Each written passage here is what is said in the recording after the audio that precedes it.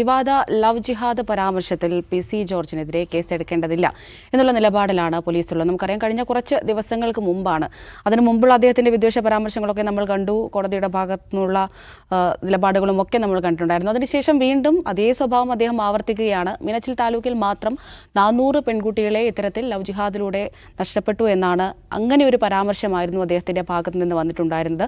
വിവിധ കോണുകളിൽ നിന്ന് അദ്ദേഹത്തിനെതിരെ പ്രതിഷേധവും അതുപോലെ തന്നെ അദ്ദേഹത്തിനെതിരെ കേസെടുക്കണമെന്നുള്ളൊരു ആവശ്യമൊക്കെ ഉന്നയിച്ചിട്ടുണ്ടായിരുന്നു. പക്ഷേ തൽക്കാലത്തേക്ക് കേസെടുക്കേണ്ടതില്ല എന്നുള്ള നിയമോപദേശമാണ് പോലീസിന് ലഭിച്ചത് എന്നാണ് മനസ്സിലാക്കുന്നത്. പി.സിക്ക് പോലീസിൻ്റെ കവചമോ എന്നുള്ള കാര്യമാണ് പരിശോധിക്കുന്നത്. അജിംസ്, നമ്മൾ പി.സിയുടെ കാര്യം ഇതിനു മുമ്പ് പലതവണ ഔട്ട് ഓഫ് ഫോക്കസിൽ തന്നെ ചർച്ച ചെയ്തിട്ടുണ്ട്. ഇപ്പോൾ വീണ്ടും അതേ സ്വഭാവം കൊണ്ട് പി.സി വന്നിരിക്കുകയാണ്. പക്ഷേ ഈ വിഷയത്തിൽ കേസെടുക്കേണ്ടതില്ല എന്നുള്ളൊരു നിലപാടിലാണ് പോലീസ് നിൽക്കുന്നത്. എന്താ ഉദ്ദേശിക്കുന്നത്? ഇന്ന് മാർച്ച് 15 ഇന്ന് UN പ്രഖ്യാപിച്ച ലോക ഇസ്ലാമോഫോബിയ വിരുദ്ധ ദിനമാണ്. ആ ദിവസമാണ് കേരള പോലീസ് മീനച്ചിൽ താലൂക്കിൽ 400 ലവ് ജിഹാദ് സംഭവങ്ങൾ ഉണ്ടായിരുന്നു. അതിൽ 10-20 പേരെ മാത്രമേ തിരിച്ചുകൊണ്ടുവരാൻ കഴിഞ്ഞിട്ടുള്ളൂ എന്നും പി.സി. ജോർജ് പ്രസംഗിച്ചതിൽ വിദ്വേഷമില്ല, അതിൽ കേസെടുക്കാൻ കഴിയില്ല എന്ന് പോലീസ് തീരുമാനിക്കുന്നു. അപ്പോൾ പി.സി. ജോർജ് പറഞ്ഞത് യഥാർത്ഥത്തിൽ ഇസ്ലാമോഫോബിയ തന്നെയാണ് എന്ന് പോലീസിന് മനസ്സിലാവുന്നില്ല. അപ്പോൾ എന്താണ് ഇസ്ലാമോഫോബിയ എന്നുകൂടി നമുക്ക് മനസ്സിലാകണമല്ലോ. എന്താണ് ഒരു ഹേറ്റ് സ്പീച്ച്, എന്താണ് ഇസ്ലാമോഫോബിക് സ്പീച്ച് എന്ന് നമ്മൾ മനസ്സിലാക്കണം. ഹേറ്റ് സ്പീച്ച് എന്ന് പറഞ്ഞാൽ ഏതെങ്കിലും ഒരു കമ്മ്യൂണിറ്റിയെ ഒരു മോണോലിത്തിക്കായി കണ്ടുകൊണ്ട് അവരിലെല്ലാവരും ഒരുപോലെയാണെന്ന് പറഞ്ഞുകൊണ്ട് അവരെ തരം താഴ്ത്തി സംസാരിക്കുക, അല്ലെങ്കിൽ അവർക്കെതിരെ വെറുപ്പ് പറയുക, അല്ലെങ്കിൽ അവർക്കെതിരെ വിദ്വേഷ പ്രസംഗം നടത്തുക, അവർക്കെതിരെ എന്തെങ്കിലും ഹേറ്റ് ക്രൈം ഉണ്ടാക്കുന്ന രീതിയിൽ സംസാരിക്കുക, ഇതാണ് ഹേറ്റ് സ്പീച്ച്. അപ്പോൾ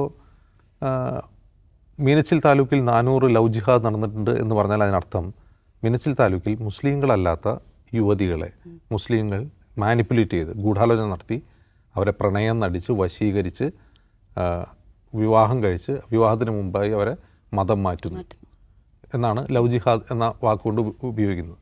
അത് ഒന്ന് ഫാക്ച്വലാണോ എന്നുള്ളതാണ് ഒരു ക്വസ്റ്റ്യൻ. അത് തെറ്റാണോ, ശരിയാണോ, ശരിയായ പരാമർശമാണോ? അല്ല എന്ന് എല്ലാവർക്കും അറിയാം. അല്ല എന്ന്, അത് നുണയാണ്, അത് വസ്തുതാവിരുദ്ധമാണെന്ന് ഈ പ്രസംഗം കേൾക്കുന്ന സർക്കാരിനും പോലീസിനും ആഭ്യന്തരമന്ത്രി പിണറായി വിജയനും എല്ലാവർക്കും അറിയാം. അത് ഫാക്ച്വലല്ല. അപ്പോൾ ഫാക്ച്വൽ അല്ലാത്ത ഒരു കാര്യം പ്രസംഗിച്ചുകൊണ്ട് പി.സി. ജോർജ് എന്താണ് ഉദ്ദേശിക്കുന്നത്? ഒരു മതവിഭാഗത്തിനെതിരെ മറ്റുള്ളവർക്ക് വിദ്വേഷം ജനിപ്പിക്കുക എന്നുള്ളതാണ് അയാളുടെ ഇൻറ്റൻഷൻ കൂടി ഇവിടെ പ്രസക്തമാണ്. അല്ലാതെ ഒരു വസ്തുതാപരമായ ഒരു കാര്യം പറഞ്ഞുകൊണ്ടാണ് അദ്ദേഹം ഈ കാര്യം പറയുന്നതെങ്കിൽ നമുക്കത് മനസ്സിലാക്കാം. ഇത് വസ്തുതാപരമല്ലാത്ത ഒരു കാര്യം പറഞ്ഞുകൊണ്ട് ഒരു സമുദായത്തിന് നേരെ വിദ്വേഷവും വെറുപ്പും പടർത്താൻ ശ്രമിക്കുകയാണ് ആ പ്രസംഗത്തിലൂടെ. This is a textbook example of Islamophobia. എന്നിട്ട് പോലീസിന് കിട്ടുന്ന നിയമോപദേശം എന്താണ്? ഒരു പക്ഷേ പോലീസിന് ലഭിക്കുന്ന നിയമോപദേശം എങ്ങനെയായിരിക്കും? ഈ ലവ് ജിഹാദ് എന്ന് പറയുന്നത് എല്ലാ കമ്മ്യൂണിറ്റിയിൽ എല്ലാവരും ചേർന്ന് നടത്തുന്നതല്ലല്ലോ, അത് കുറച്ച് പേർ മാത്രം നടത്തുന്നതാണല്ലോ. അപ്പോൾ അങ്ങനെയാണെങ്കിൽ ലവ് ജിഹാദ് എന്ന ഒരു വാക്ക് ഉപയോഗിച്ചു എന്നുള്ളത് കൊണ്ട് അദ്ദേഹത്തിനെതിരെ ഹേറ്റ് സ്പീച്ചിന് കേസെടുക്കാൻ പറ്റില്ല. അപ്പോൾ അത് കേസെടുക്കാതിരിക്കാൻ എന്താണ് ന്യായീകരണം എന്നാണ് പിണറായി വിജയൻ സർക്കാരിൻ്റെ കീഴിലുള്ള അഭിഭാഷകർ കൊടുത്തുള്ള നിയമോപദേശം. കേസെടുക്കാതിരിക്കാൻ എന്താണ് ന്യായീകരണം എന്നാണ് ചിന്തിച്ചത്. അപ്പോൾ എന്തുകൊണ്ടാണ് പി.സി. ജോർജ് ഒരു ഹേറ്റ് സ്പീച്ച് നടത്തുമ്പോൾ പരാതി കിട്ടിയാലും 5-6 ദിവസം കഴിഞ്ഞ് കേസെടുക്കുകയും കേസെടുത്താലും അദ്ദേഹത്തിന് മുൻകൂർ ജാമ്യം ലഭിക്കുന്ന തരത്തിൽ അദ്ദേഹത്തെ വിട്ടയക്കുകയും ഇനി കോടതിയിൽ കിടങ്ങി കോടതി ജാമ്യം നിഷേധിച്ച് അറസ്റ്റ് ചെയ്താൽ പോലും അദ്ദേഹത്തെ ആശുപത്രിയിലാക്കുകയും ആശുപത്രിയിൽ കിടന്നുകൊണ്ട് അദ്ദേഹത്തിന് ജാമ്യം കിട്ടുകയും ജാമ്യം കിട്ടി മണിക്കൂറുകൾക്കകം, ദിവസങ്ങൾ എന്ന് പറയാൻ കഴിയില്ല, മണിക്കൂറുകൾക്കകം അദ്ദേഹം ജാമ്യ വ്യവസ്ഥ ലംഘിച്ചുകൊണ്ട് വീണ്ടും ഹേറ്റ് സ്പീച്ച് നടത്തുന്നതെന്ന് ചോദിച്ചാൽ ഇത് കൃത്യമായ ആസൂത്രണത്തോടു കൂടി നടക്കുന്ന സംഭവവികാസങ്ങളാണ് എന്നാണ്. പി.സി. ജോർജ് വെറുതെ വിടുവായത്തം പറയുന്നതല്ല. അദ്ദേഹത്തിന് കിട്ടിയിട്ടുള്ള മാൻഡേറ്റ്, അദ്ദേഹം BJP സംസ്ഥാന ഉപാധ്യക്ഷനാണ്. ഇപ്പോൾ ആ സംസ്ഥാന ഉപാധ്യക്ഷൻ എന്ന നിലയിൽ അദ്ദേഹത്തിന് കിട്ടിയിട്ടുള്ള ചുമതല ഇത് പറയുക എന്നുള്ളതാണ്. ആ പറയുന്നതിന് ഒരുപാട് പൊളിറ്റിക്കൽ ഇംപ്ലിക്കേഷൻസ് ഉണ്ട്. ആ പൊളിറ്റിക്കൽ ഇംപ്ലിക്കേഷനിൽ വരാൻ പോകുന്ന പഞ്ചായത്ത് തിരഞ്ഞെടുപ്പ്, നമ്മൾ മുമ്പ് പറഞ്ഞതുപോലെ മാസങ്ങളേ ഉള്ളൂ ഇനി പഞ്ചായത്ത് തിരഞ്ഞെടുപ്പിന്, ഉടൻ തന്നെ നിയമസഭാ തിരഞ്ഞെടുപ്പ് നടക്കാൻ പോവുകയാണ്. നമ്മൾ ഇതുപോലെ ഹേറ്റ് സ്പീച്ചിൻ്റെ വർധന കേരളത്തിൽ നമ്മൾ കണ്ട് 2019-20 കാലത്താണ്. കോവിഡിന് തൊട്ട് മുമ്പ്, കോവിഡ് കാലത്തും കോവിഡിന് തൊട്ട് മുമ്പുമാണ് ഹേറ്റ് സ്പീച്ചിൻ്റെ വർധന കൂടുതലുണ്ടായിട്ടുള്ളത്. നമ്മൾ വീണ്ടും 5 വർഷം കഴിയുന്നു, ഒരു പഞ്ചായത്ത് തിരഞ്ഞെടുപ്പ്, നിയമസഭാ തിരഞ്ഞെടുപ്പ് വരാൻ പോകുന്നു. അപ്പോൾ ഈ ഹേറ്റ് സ്പീച്ച് ഇനിയും വർദ്ധിക്കാൻ പോവുകയായിരിക്കും. സ്വാഭാവികമായും ഇനി വരും മാസങ്ങളിൽ ഇത് കൂടിക്കൊണ്ടിരിക്കും. അത് പി.സി. ജോർജ് വഴിയാണെങ്കിലും വാട്സാപ്പും മറ്റ് സാമൂഹ്യ മാധ്യമങ്ങൾ വഴിയാണെങ്കിലും ഇനി ഹേറ്റ് സ്പീച്ച് കൂടിക്കൊണ്ടിരിക്കും. അത് തെരഞ്ഞെടുപ്പ് മുന്നിൽ കണ്ടുകൊണ്ടാണ്. അത് സമൂഹത്തിലുണ്ടാകുന്ന ഛിദ്രത, ആ സമൂഹത്തിൽ പടർന്ന വിദ്വേഷം, വെറുപ്പ്, ഇതിന് ഗുണഭോക്താക്കളുണ്ട്, രാഷ്ട്രീയ ഗുണഭോക്താക്കളുണ്ട്. അത് സംഘപരിവാർ മാത്രമല്ല എന്നുള്ളത് നമ്മൾ മനസ്സിലാക്കണം. സംഘപരിവാറിന് ദീർഘകാലമായി അവർക്ക് അതുകൊണ്ട് ഗുണം കിട്ടിയേക്കാം. ഷോർട്ട് ടൈം ഗുണങ്ങൾ കിട്ടുന്ന പാർട്ടികളുമുണ്ട്. ആ പാർട്ടികളാണ് ഇതങ്ങ് നടന്നോട്ടെ എന്ന് മൗനാനുവാദം നൽകുന്നത്. ആ പാർട്ടികൾ തന്നെയാണ് ഇത് നടന്നോട്ടെ, ഞങ്ങൾക്ക് തെരഞ്ഞെടുപ്പിൽ എന്തെങ്കിലും ഗുണമുണ്ടാകുമെന്ന് പ്രതീക്ഷിക്കുന്നത്. പക്ഷേ ഇതുണ്ടാകുന്ന അപകടം അവരുടെ കാലിനടിയിലെ മണ്ണുകൂടി ചോർത്തിക്കളയുകയാണ് എന്ന് അവരെന്ന് തിരിച്ചറിയുന്നു, അന്ന് ചിലപ്പോൾ ഇതിനെതിരെയൊക്കെ അവർ നടപടി സ്വീകരിച്ചേക്കാം.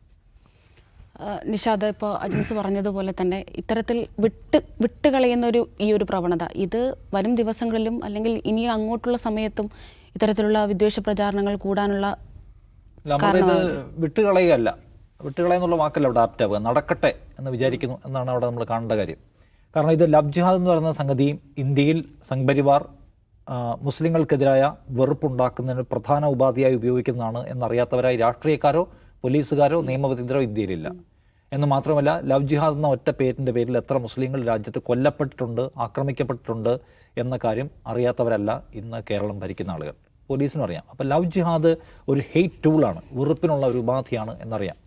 അപ്പോൾ വ്യാജമായ കാര്യങ്ങൾ പറഞ്ഞുകൊണ്ട് ഒരു പ്രത്യേക വിഭാഗത്തിനെതിരെ വെറുപ്പുണ്ടാക്കാൻ ശ്രമിക്കുമ്പോൾ അതിൽ കേസെടുക്കേണ്ടതില്ല എന്ന് തീരുമാനിക്കുകയാണ്. അപ്പോൾ നമ്മൾ വെറുതെ പോയി സെർച്ച് ചെയ്യുക. അപ്പോൾ തെറ്റായ കാര്യങ്ങൾ പറഞ്ഞുകൊണ്ട് മതവിഭാഗങ്ങൾക്കിടയിൽ എന്തെങ്കിലും തരത്തിലുള്ള ഒരു ഒരു ഒരു ഒരു വിഭാഗീയത ഉണ്ടാക്കാൻ ശ്രമിച്ചാൽ അയാൾക്കെതിരെ കേസെടുക്കാൻ ഇന്ത്യയിൽ വ്യവസ്ഥയുണ്ടോ എന്ന് നിങ്ങൾ വെറുതെ ഒന്ന് ഗൂഗിൾ ചെയ്യുക, അല്ലെങ്കിൽ ChatGPT ചോദിക്കുക.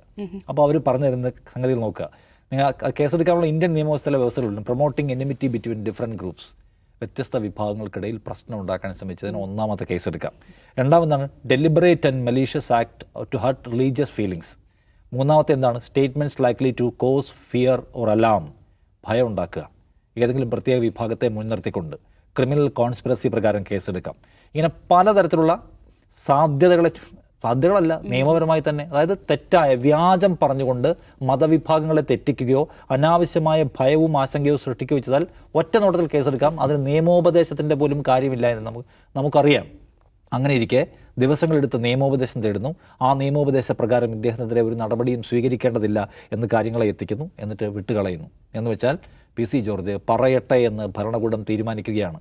ഞാൻ നേരത്തെയും പറഞ്ഞിട്ടുണ്ട്, ഒരു വിമാനത്തിനകത്ത് വെച്ച് മുഖ്യമന്ത്രി രാജിവെക്കുക എന്ന മുദ്രാവാക്യം വിളിച്ച ആളുകൾക്കെതിരെ വധശ്രമത്തിന് കേസെടുത്ത ഒരുത്തിനെ പൂട്ടാൻ തീരുമാനിച്ചാൽ അവനെ തീർക്കാൻ അറിയാവുന്ന ഒരു ഭരണകൂടമാണ് ഇവിടെ ഉള്ളത്. മുദ്രാവാക്യം വിളിച്ചേ ഉള്ളൂ, ഒരു ആക്രമണത്തിന് ശ്രമിച്ചില്ല. വധശ്രമത്തിന് കേസെടുത്ത സർക്കാരാണ് ഇവിടെ ഉള്ളത് എന്ന കാര്യം കാണണം. പക്ഷേ ഇത് വിടാൻ തീരുമാനിച്ചിരിക്കുകയാണ്. അത് എന്തുകൊണ്ടാണ്? വ്യാജ പ്രചരണങ്ങൾ. മുസ്ലിങ്ങൾ 400 പേരെ മതം മാറ്റിക്കൊണ്ടുപോയി എന്ന വ്യാജ പ്രചരണം, അതിൻ്റെ വസ്തുത പരിശോധിക്കാൻ പോലീസിന് ബാധ്യതയില്ലേ? PC ജോർജിനെ വിളിച്ചിട്ട് നിങ്ങൾ ഈ പറഞ്ഞ കാര്യം അപകടകരമാവിധം റിഫ്ലക്ഷൻസ് ഉണ്ടാക്കുന്ന കാര്യമാണ്, നിങ്ങൾ അതിൻ്റെ വസ്തുത എന്താണെന്ന് പറയാമെന്ന് ചോദിക്കുന്ന ബാധ്യത പോലീസിനല്ലേ? അപ്പോൾ വിടാനുള്ള ആലോചന എടുക്കുമ്പോൾ നമ്മൾ ഇതിന് മുമ്പ് ഈ സർക്കാർ സമീപകാലത്ത് സ്വീകരിക്കുന്ന സ്ട്രാറ്റജി അതാണ്. കഴിഞ്ഞ നിയമസഭാ തെരഞ്ഞെടുപ്പ് കാലത്താണ് ന്യൂനപക്ഷങ്ങൾക്കുള്ള മുഴുവൻ വിഹിതവും മുസ്ലിങ്ങൾ കൊണ്ടുപോവുകയാണെന്ന പ്രചരണം വലിയ തോതിൽ കേരളത്തിൽ നടന്നു. 80-20 വിവാദം നമുക്ക് ഓർമ്മയുണ്ട്. അപ്പോൾ ന്യൂനപക്ഷ അവകാശവുമായി ബന്ധപ്പെട്ട സകലതും മുസ്ലിങ്ങൾ മാത്രമാണ് കൊണ്ടുവന്ന ഒരു തെറ്റായ പ്രചരണം ഒരു കൂട്ടം ആളുകൾ അഴിച്ചുവിട്ടു. മുസ്ലിങ്ങൾക്ക് വേണ്ടി മാത്രമായി മാറ്റിവെക്കപ്പെട്ടത്, അതിൻ്റെ വിഹിതം മുസ്ലിങ്ങൾ എടുക്കുന്നതിനെ മൊത്തം ന്യൂനപക്ഷങ്ങൾക്കും അവകാശപ്പെട്ടതാണ് ആ സംഗതി. അത് മുസ്ലിങ്ങൾ മാത്രം എടുക്കുന്ന ഒരു തെറ്റായ കഥയുണ്ടാക്കി. അത് ഈ നാട് മുഴുവൻ അലയടിച്ച് പറഞ്ഞിട്ട് സർക്കാർ അതിനെതിരെ ഒരു വ്യക്തത വരുത്താൻ ആ സമയത്ത് തയ്യാറായില്ല. അത് കഴിഞ്ഞ നിയമസഭാ തെരഞ്ഞെടുപ്പിൽ വളരെ പ്രധാനപ്പെട്ട ഫാക്ടറായി തെരഞ്ഞെടുപ്പിൽ പ്രവർത്തിച്ച ഒരു ഘടകമായിരുന്നു. സർക്കാർ ഒരു അക്ഷരം അതിനെക്കുറിച്ച് വേണ്ടിയിട്ടില്ല എന്നോർക്കണം.